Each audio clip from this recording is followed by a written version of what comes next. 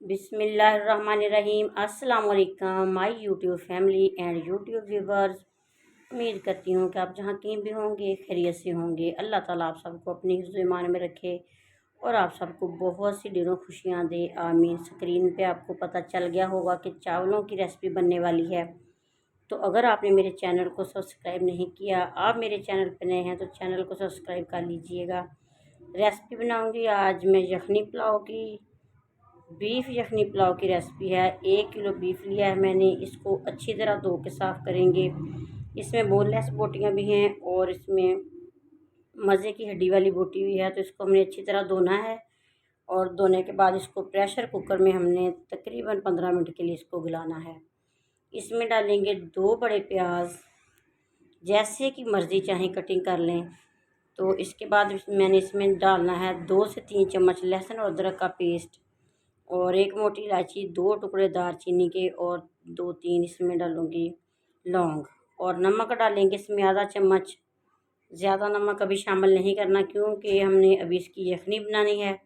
तो इसमें इतना पानी डालेंगे कि ये हमारा जो बीफ है इसमें डिप हो जाए।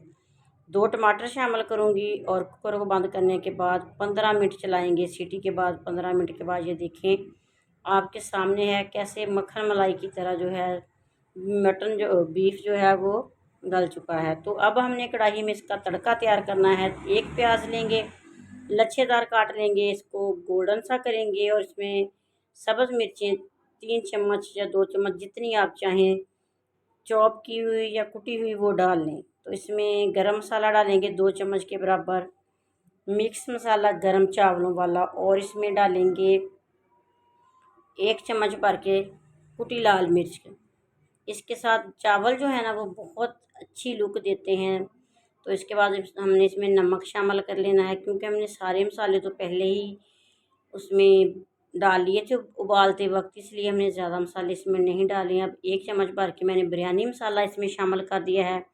किसी भी ब्रांड का आप बिरयानी मसाला इसमें शामिल कर सकते हो। ये देखें अब हमने इसमें से यखनी में से बोटियां निकाल के इसमें शामिल कर देनी है मसाले में और इनको अच्छी तरह हमने 2 से 3 मिनट के लिए पकाना है। और यखनी जो है उसको हम छान लेंगे, अगर ना भी छाने तो कोई मसला नहीं है। इसको छानने के बाद हमने भुने हुए गोश्त में भुने हुए मसाले में यखनी डालनी है। मेरे पास 1 किलो चावल थे, 1 किलो बीफ था, तो मैंने इसमें पानी 1.5 गुना डाला है, मतलब कि 1.5 किलो पानी इसमें शामिल करना है। यखनी जो थी मेरे पास वो 1 किलो थी, तो आधा किलो मैंने इसमें साथ पानी शामिल करके मसाले में डाल दिया था। उसको बॉयल आ गया था। बॉयल आने के बाद हमने धुले हुए चावल इसमें शामिल किए हैं। चावलों को मैंने 25 मिनट के लिए भिगो के रखा हुआ था, वो इसमें शामिल करेंगे और इसको इतना पकाएंगे कि इसका पानी खुश्क हो जाए अच्छी तरह। और पानी जब अच्छी तरह खुश्क हो जाए, थोड़ा सा पानी रह जाए, तो इसको दम लगाएंगे तकरीबन 15 से 20 मिनट के लिए।